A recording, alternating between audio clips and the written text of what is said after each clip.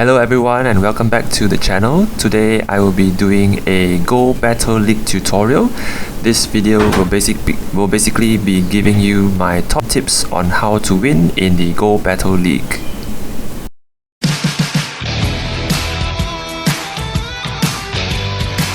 I stand tall 'cause I know I'm a winner. Knock me down, I'll just get up again. You've met your match, yeah, I'm no beginner. Pokemon, Pokemon, gotta get some more. Stand tall 'cause I know I'm a winner. Pokemon, Pokemon, gotta get some more. The Battle League is being divided into 3 different divisions. The Great League, where trainers can only use Pokemon up to a maximum CP of 1500. The Ultra League, where trainers can use Pokemon up to 2500. And the Master League, where there's no CP limit of Pokemon usage. For the sake of this video, I will be focusing more on the Great League standard because that's where there are fewer permutations as to the choices that each trainer can make, since not all powerhouses and legendaries are available at 1500. Although there are also many worthy mentions like Gastrodon, Registeel, and Mythicals like Mew and Diancie. Further down this video, I will also be covering the concepts and techniques on the fast and charge move management, how to use your shields, when to swap out your Pokemon, and battle alignment, and as well as what are some of the meta picks to use in the Great League. In this video, I will only be focusing on Great League. You can still use the same tips and skills and transfer them into the Ultra and Master League. However, because of the extra complications and the further availability of Pokemon, you may find it a little bit more difficult to master these skills when you transfer them to the Ultra and Master League. Okay, let's get into tip number 1, good Pokemon knowledge. This is the most crucial thing to master in the Go Battle League. Basically, to win any battle, any trainer requires a good grasp of the Pokemon that they are using, as well as the type advantages and disadvantages that each of their Pokemon has. I will flash a type chart here which shows the different type advantages and disadvantages in Pokemon Go. Unlike the standard video games, there is no such thing as immunity in Pokemon Go, so ground types like Swampert can still take damage from electric type moves, or things like flying type like Pidgey can also take damage from ground type moves. Okay, so just focus on the green symbols and the red symbols. The black, you can assume that it is also red, as any form of immunity in the video games will also be taken as resistant damage. Okay, so another feature about Pokemon Battle League is that the existence of Shadow Pokemon. Shadow Pokemon are just an enhanced version of their counterpart. Basically, when you have a Pokemon that is Shadow, you have an attack stat that is increased by 20% and a 10% decrease in defense stat. So basically what you're doing is comparing, let's say, a Shadow Skarmory to a normal Skarmory. You are basically trading your a lower defense, slightly lower defense for a much higher damage output.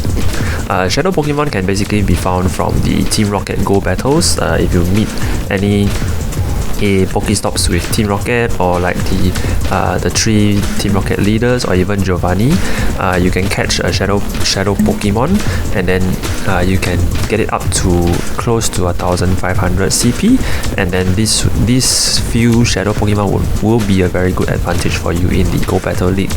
However, it also takes a lot more Stardust to power them up to the for example, to the required level that you want.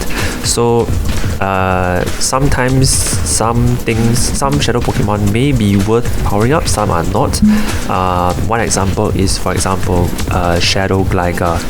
Okay, so the difference between specifics, right?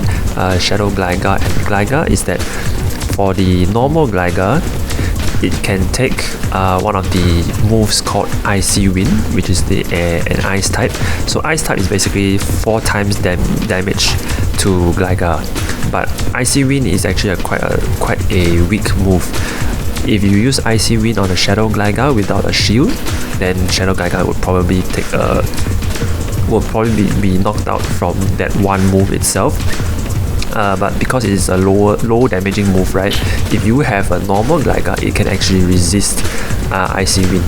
So that's one of the advantages of not having a Shadow Pokemon.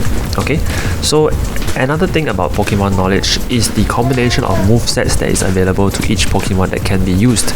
Okay, so this is basically the fundamentals of Pokemon battling. You need to try and predict what your opponent is going to use at any point in time, and this gives you an advantage on whether or not you can decide what to do during each battle. So when, for example, the opponent is going to charge up a move, let's say he's preparing to charge a move and then to throw at you, it can be a decisive factor if you can predict what move this Pokemon on your opponent's team is going to use. And then remember, we always have 2 shields that's given to us as well. So if you are able to predict the move, it could be decisive on your decision whether to throw out the shield or not, because it could mean that you either take a damaging blow and knocking out your Pokemon, or if you throw up a shield, you can block a very strong move. Or if the move is not very strong and you know that you're able to predict the move and you know that your Pokemon can resist that Pokemon's move, and then it could be an advantage for you, because you can then save on your 2 shields of usage and then use it in like another situation. Okay, so having good Pokemon knowledge is the number one key thing to have when going into this Go Battle League. Okay, I suggest that if for viewers who are not very good in the Pokemon type advantage, right, do battle more on the Team Rocket Go, on those that appear on like random Pokestops. Okay, because those if you don't manage to defeat the Team Rocket, right, there will actually be a tip to tell you which type is weak against which type.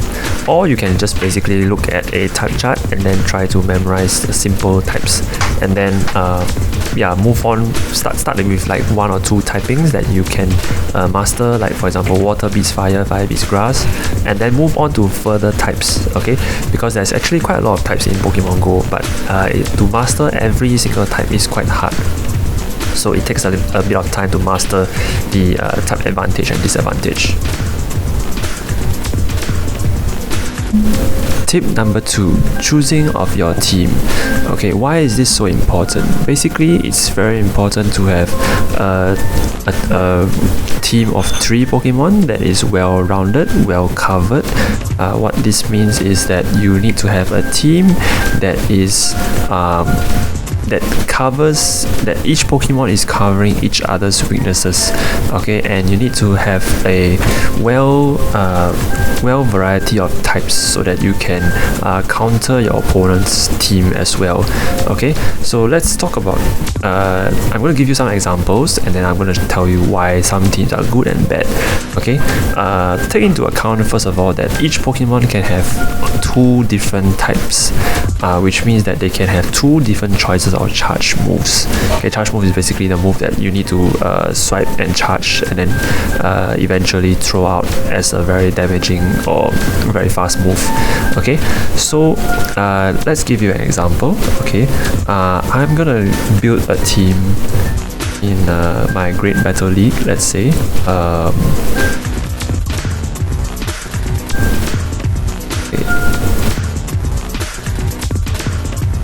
This is an example of an average team, I think. Okay, for example, let's do 1 grass and 1 fire and 1 water. Let's say Whiscash. Okay, so in this team, you can see that we basically have. Okay, let me try and put this into the focus. Okay, so we're focusing on this new party team here. So this team actually has a grass, fire and water. This is one of the default teams that some people go for. Okay, a grass, fire, water. Basically the logic of this team is that it covers each other's weakness. So if you face off against a water type, you have a grass to back you up. If you face off against the fire type, you have a water type to beat it. And if you face a grass type, you can have a fire type to attack it. Why this team is not very good is because there's some Pokemon with dual typings which is able to almost defeat all three of these teams. Okay, what do I mean by that? For example, if I simply use if I simply use, let's say, Gligar. You see Gligar in the Great League 3 team above. Okay, Gligar can actually use two different types of charge moves. One is a flying type move, Aerial Ace. One is a ground type move, which is Dig. Okay, Dig is actually a very strong ground type move. Aerial Ace is a very fast, very quickly charged flying move, which I can use again and again with a very low energy cost. Okay, so these two moves on just one Gligar can take out two of my new party's Pokemon. For example, Flareon, ground beats fire, and then Aerial Ace beats Victory Bell's grass type. Okay, so this is one of the reasons why this team is not as good as some people think it is, because basically you can be defeated by just one Pokemon. Okay, and creating a team should not just be you should not use Pokemon that is solely one type, like single type, right? For example, Flareon is only fire, or like let's say if you don't use Victory Bell, let's say we use the grass type like Tangela. Tangela is only a single grass type, so it's very hard to resist different typings when you only have one type. Okay, so now I'm going to show you an example of how to cover weaknesses. Okay, so I'm going to show you this team, Great League 1. You focus on this team. This team is actually well covered in different ways. Okay, I'm just gonna explain in detail. So let's talk about Whiscash. What are some of the type weaknesses of Whiscash? Whiscash actually only has one type weakness, which is grass.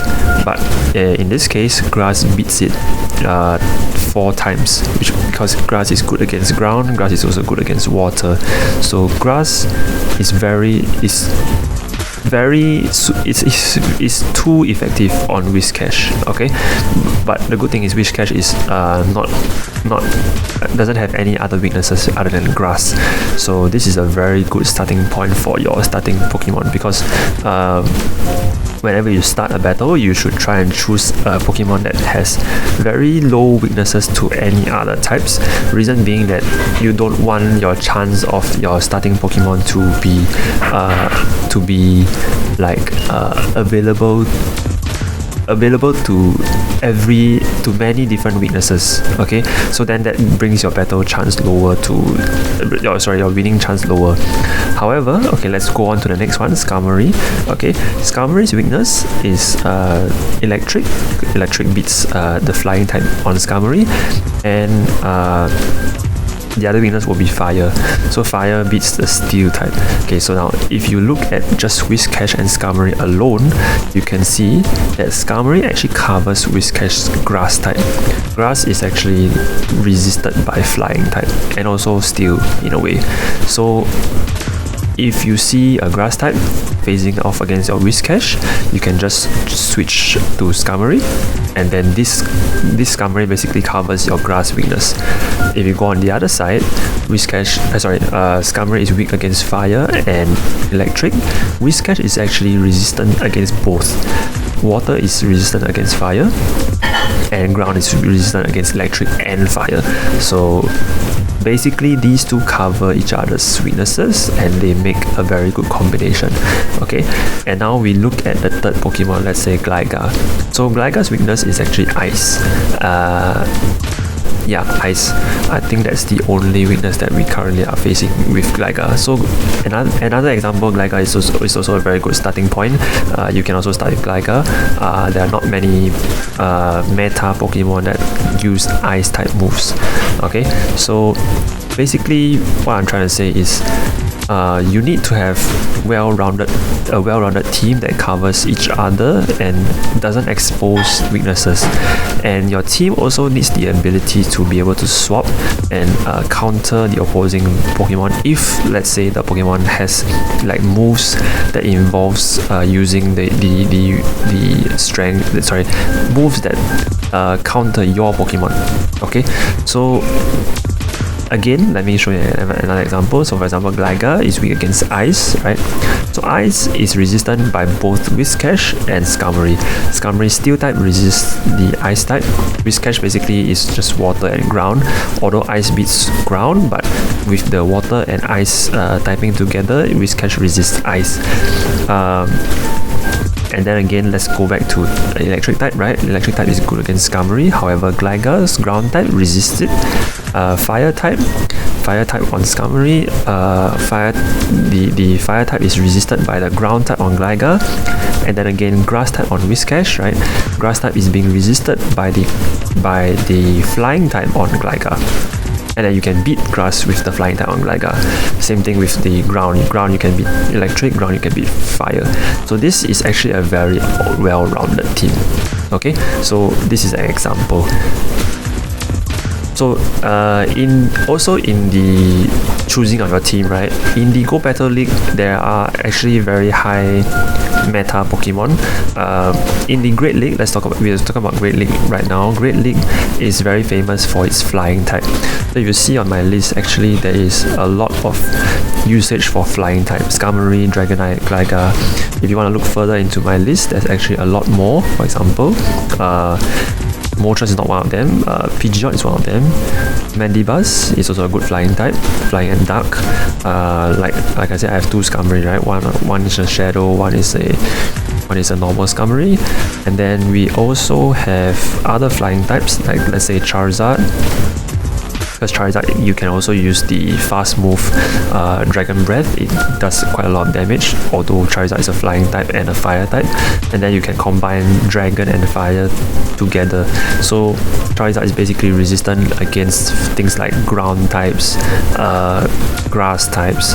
So it's also a good counter. Okay, so the flying meta is actually quite strong in Great League. So I would advise using flying types as much as possible, because flying types you basically can have a lot of Pokemon that covers the flying type weaknesses. Flying is only weak against, for example, rock, electric and ice. And seeing my first team alone, you can see that it actually covers all of these weaknesses. Okay, so yeah, that's all about choosing. This is all about choosing the correct Pokemon to help you win battles by covering the all-round weaknesses within your team. Okay, now we have come to tip number 3, fast and charge moves, and also talking about shield usage. So charge and fast moves are basically two of the different types of moves that each Pokemon can use in battle. Okay, the maximum each Pokemon can use is 3 moves, 1 fast move and 2 charged moves. Okay, so knowledge of each Pokemon's charge move is very useful, because if you are able to equip your Pokemon with 2 different charge moves of different type effectiveness, then it gives you a better chance of winning battles. Okay, so let's take an example. I'm going to show on the screen here. There is a chart that shows the different types of fast moves, basically. Okay, and this picture actually shows you the comparison between the different fast moves and their damage outputs compared with the energy output. Now, what is energy output? Okay, so let's talk about the charge moves first. Okay, so fast moves, as everyone knows, is basically a move that when you keep tapping on your screen, it executes the fast move again and again and again. What happens is that when this fast move is being tapped again and again, it constantly charges energy into your charge moves. Okay, so charge moves come in the form of 3 different types. The first one is called a fast charge move. Those are being represented by the 3 bars on your charge move UI in the Pokemon profile. So for example, Aerial Ace is a very fast charge move. Okay, this is it's a fast flying type charge move. Okay, because I think if you focus on Pokemon like Gligar or Skarmory, it only takes them 5 taps, and then you are able to use the move Aerial Ace. Okay, so the next rank would be the medium type of charge moves, which is like for example Dig, for example. For the community days, I think everyone is familiar with the 3 different types of medium type charge moves, which is the Hydro Cannon, Frenzy Plant, and Blast Burn. These are mainly used by Charizard, Venusaur, and Blastoise. Okay, can also be used by other starters, Swampert, Blaziken, Sceptile. So these charge moves are like the medium charge moves, where they require a little bit more energy. However, they do a lot more damage in reference to the fast charged moves. Okay, so then we have the third charge move, which is the very very strong charge move. However, it takes super long to charge, and a lot of taps on the fast move in order to charge up these big fast moves. These big charge moves.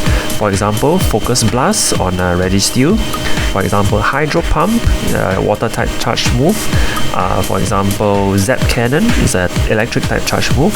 For example, Petal Blizzard. For example, Blizzard. Okay, so these are some of the big charge moves which require a lot of energy. Okay, now having said that, let's take a look at the chart. So for example, let's look at maybe an example like Lock On. Okay, the top fast move.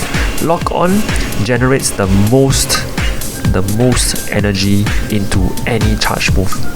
Okay, so Lock On is mainly used by things like Registeel, Regice, Regirock. You can apply Lock On, and it only does one unit of damage per tap, which is actually very low, because 1 unit is like cheap damage to any Pokemon. Doesn't matter what type they are, Lock On does very minimal amount of damage. However, it charges the most in terms of the charge move.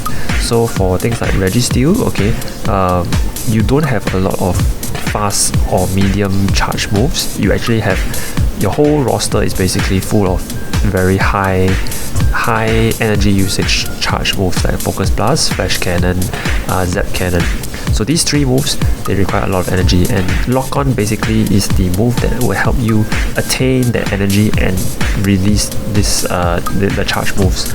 Okay, so one bad thing about Registeel is that during the execution of the fast move Lock On, you can basically be hit by maybe 2 or 3 different charge moves from your opponent before you can actually give off your charge move. Okay, so it can be good, it can be bad, because if in the scenario where you have, let's say your opponent has no shields available, then Lock On would be a very good advantage, because then you can use any of your big charge moves and basically knock out your opponent in one shot. Okay, then let's say we move down the chart. Okay, some of the nicer charge moves, the nicer fast moves are like example Vine Whip, where it provides more grass energy to whichever Pokemon that's using Vine Whip, and then but the damage output is also quite average. Okay, so Vine Whip, Powder Snow, Karate Chop, Quick Attack, Wing Attack, Metal Claw, and Pound. In this range of moves, they actually give out quite a good amount of energy, and they are able to then also damage the opposing Pokemon. Okay. The reason why the middle section is very good is because it does average damage and average energy output. So most Pokemon would be best if they use this area of fast moves. Okay, so like the Pokemon that I always use, example Skarmory. Skarmory uses Air Slash. Okay, the Air Slash, it generates 3 energy points per tap and also does 3 damage, which is not bad. It's basically balanced in every way. Okay, the other Pokemon that I use is Gligar. Gligar uses Wing Attack. Wing Attack does 2.5 damage per tap, but it generates slightly more energy, 3.5 energy. Okay, so it's quite these few moves like in the middle range are quite good for everyone to use. Try not to use moves that go towards the end of the list. Okay, for example Razor Leaf and Charm. So these moves are very high fast moves. However, they do not give you a very fast charge on your charge move. Okay, so unless you are basically going for constant DPS meaning that you keep on hitting your enemy at a standard, although a high damage rate, but the damage doesn't drop whenever you use your charge move. So a high DPS fast move is useful if you want to maintain DPS, but it's not very good if you're aiming for your charge moves. Okay, so what are some Pokemon that are good in high DPS? For example, if you already have a type advantage, let's say you are facing a water type and you're using grass, you can use Razor Leaf. If you're very sure that your grass Pokemon will definitely be facing a water type, then you don't really have any need for a very strong charge move. You can use Razor Leaf to basically take down their life bit by bit, and eventually they will probably die from the fast move alone. Okay, so yeah, it's not the worst case scenario. You just have to use the two extremities of the fast moves at the correct time. Okay, so now we move on to what are some of the good charge moves. Okay, so charge moves, let's take a Pokemon, for example Gligar. Like I always come back to Gligar. Okay, reason why I always do this is because it's useful because it has 2 different types, ground and flying, and they both resist certain typings, and it has moves like Dig and Aerial Ace, which is 2 different types of charge move where you can use in different scenarios. Let's give you the scenario of, let's say, Gligar versus let's say Poliwrath. So Poliwrath is a water and fighting type. Gligar is a ground and flying type. So flying beats its fighting, water beats Gligar's ground type. If you switch Gligar into a Poliwrath, it's not the worst case scenario because you will be able to charge your Aerial Ace very fast and you will be able to draw your Aerial Ace very quickly. The reason why you have 2 charge moves is so that you can have a variety. Let's say, for example, you start with Gligar and the opponent similarly throws out Poliwrath. You don't have to switch out unless you only have like 1 charge move that is like Dig, and you don't have any advantage against the other Pokemon. So yeah, having a variety of charge moves with the knowledge of the typing advantage in mind is very, very important for you to be able to defeat your opponent with this array of available charge moves. Okay, now let's talk about shield usage. Okay, so I've explained charge moves, I've explained fast moves. We are talking about shield usage now. So there's this technique in Pokemon called baiting. Baiting means that you are facing against an opponent where your opponent so-called doesn't know what charge move you have. Baiting is the usage of a very fast charge move to bring out your opponent's shields and then make them sort of waste it on this bait. So the reason why you want them to waste it on this bait is so that they lose a shield, and then you can use your more powerful charge move when they don't have enough shields. Okay, there are many examples in the video that I'm showing right now. When my opponent is out of shields, is normally due to when I'm baiting them, and if I'm baiting them correctly, they will probably end up with a situation where they are out of shields, and I'm at a better advantage in terms of my type advantage, and then I can simply throw out my charge moves again and again and again. So usage of shields is very important. When you have the knowledge of the type advantage, you should be using your shields whenever you face a type disadvantage. So it's very important for you to know type advantages and then use your shield wisely. Also, be able to understand how shields work, so that you are able to shield at the correct time. It is not very often that we Pokemon trainers always shield the first Pokemon, unlike whenever you face Team Rocket. So using shields when you face the correct opponent is very important. Okay, so that's it for shields, charge moves, and fast moves. Tip number 4: when to switch out your Pokemon.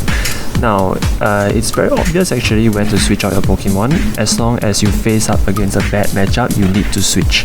Okay, you don't need to switch when you face up against a good matchup unless the opponent switches out and like to try and counter you. Then you need to correspond. But it all depends on your diligence, on how you watch your opponent's move. You need to try and predict what he or she is gonna do when facing with certain matchups. Okay, so switching is very important, because what happens when you switch is that you cannot switch more than once consecutively. After you switch, there will be sort of like a 30-second lock into your Pokemon. So you need to switch out into a good counter, or into a good option where you can then turn the battle in your favor. And this is where we are going to go into tip 5, which I will talk about it later, which is how to maintain your Pokemon's alignment. Okay, every battle can be won even if you face up against a bad matchup. As long as your team is well rounded in terms of its weaknesses, you can win. Okay, so further on we'll talk about how to maintain alignment of Pokemon, but right now the most important thing is never ever leave your Pokemon in a situation where if you have the option to switch, don't put your Pokemon in do not hesitate to switch if your Pokemon is facing a bad matchup against your opponent's Pokemon. Okay, welcome to tip 5 of this tutorial. We'll be focusing on how to maintain and get alignment of Pokemon for battle. Okay, I'm going to give you 2 examples, which is the first one is when let's say you start off with a bad type matchup, how do you resolve that and turn it into a good type matchup. The second example would just be what happens when you face off against a good type matchup, which means that your Pokemon will definitely be the advantage over the opponent's Pokemon, and how do you maintain that type matchup. Okay, so we have this concept called neutral and a good counter alignment. Okay, during a bad matchup, as you see in the video currently, the moment I throw out a Skarmory, the opponent throws out a Dedenne. Dedenne electric type definitely beats Skarmory. So what you need to do is to identify in your team. Currently in my team I have Gligar and Whiscash, both which are good type matchups against Dedenne. However, Gligar is the one that is better, well equipped, because he has Dig. Dig is super effective against electric type, like Dedenne. Okay, so Gligar would be my good counter against Dedenne. So what I would want to do is to pit Gligar against Dedenne.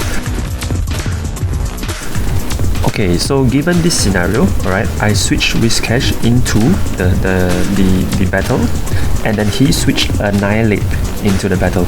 So now, given this current situation, right, if I had swapped in my Gligar into the battle, Annihilate knows the move Ice Punch. He could Ice Punch me, I could have been knocked out and my main counter for Dedenne would be lost. In this case, Whiscash, when it's being swapped in, Annihilate was switched in by the opponent, and we are both after that we became both into a swap lock. Okay, so Whiscash would now be facing against Annihilate. Fortunately, Whiscash, what you need to do is to maintain this alignment lock, you need to be able to use your shields to be able to withstand the current alignment's survivability. Meaning, my Whiscash has to survive as long as I can, and to ensure that the opponent's Annihilate dies as fast as possible. Okay, what happens then? If the Annihilate dies, your opponent would then have to swap into something, right? When your opponent, let's say he swaps back into Dedenne is fully well allowed to kill Whiscash, because then now I'm already one Pokemon ahead. So if he kills Whiscash, I can then switch in Gligar for free. In that case, in that situation, right, do notice that we have already maintained the alignment of Gligar. If he switches in Dedenne, so if he switches Dedenne out into something else, I can then switch out my Gligar into Skarmory. So in this case, however, he didn't switch into Dedenne, he switched into Farfetch. I had to switch in my Skarmory after Whiscash, so that Farfetch would be killed by the Skarmory. And then we can achieve the Gligar and Dedenne swap lock. And then this is how we achieve alignment if the type advantage is against you. Okay, in the case of this good matchup, so now you see Whiscash match up against Arcanine. Okay, so what happens is, this is actually a good matchup. So what I would do is I would watch out for two different things. One is the switch out of the opponent, and the other would just be the to ensure that the alignment lock is in place by using shields. So now the opponent switched out to Machamp, right? What I would do is to switch out then into Skarmory, because I think Skarmory has the stronger flying move, Sky Attack. So in this case, actually I thought Skarmory would be able to resist Machamp's Dynamic Punch, but I wanted to have a higher shield count, so I let Machamp make the first move in this case. So yeah, Gligar can also do the same thing against Machamp. So I mean, because Gligar currently actually is the main counter for both Machamp and Arcanine, so what I want to do is to switch in. I mean, if I'm going to switch in, I can switch into my neutral, or I can switch into my good counter, but in this case I switched into my neutral as Skarmory, although Skarmory is also a good counter against Machamp, and then I use Gligar later, because I know that if Arcanine switches in after Machamp, then Gligar would be swap locked into Arcanine. And then if he decides to switch out Arcanine into something else, then I can switch Whiscash in as well. So in this case, I have two options. Either I use Gligar or I use Whiscash whenever he switches in Arcanine. But in this case, to maintain the swap lock, I use Gligar to match up against Arcanine, because I know sometimes Arcanine can have like electric type moves, so ground type works against electric type. And during a swap lock, sometimes if you are able to swap into a resistant typing, you are able to use your fast attack to constantly charge up against the opponent. In this case, you can only see my Gligar having only one charge move. So in this case, it was very crucial for me to really have that swap lock to maintain that charge move, to constantly charge that charge move, or else basically I would not have enough energy to break the second shield that he has. So currently, if you see in the battle right now, there's actually one more shield on the opponent's side. What I'm aiming to do is to charge my charge move on Gligar as much as possible, so that when he's down to his last Pokemon, he has to shield, and then I can basically rip two charge moves against him. So one of the charge moves will definitely hit him because he only has one shield. The second one would just be either hitting the shield, or if in this case he chooses to give up, then basically I would win the entire battle. Yeah. we have come to the end of this tutorial. It's been a 40 minutes long video, so if you have any thoughts or any comments, please leave them down in the comment section down below. No time to question my moves. I stick to the path that I choose. Me and my friends are gonna do it right. You'll never see us run away from a fight. To be a master is my dream. All I've got to do is believe. I believe I've got a chance to win. I'm on my way to victory. I can be a champion if I just believe. I'm on a master quest. I want the whole world to see. I'm gonna be the very best. 'Cause all I've got to do is believe in me.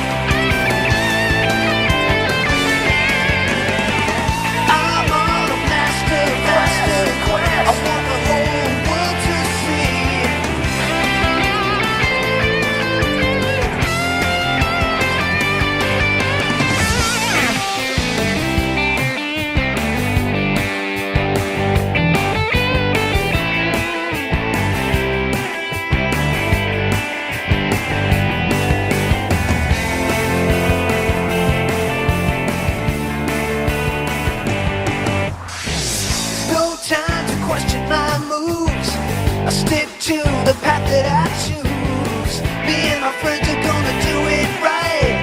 You'll never see us run away from a fight.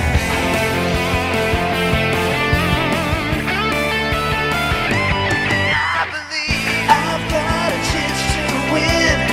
I'm on my way to victory. I can be a champion if I just believe.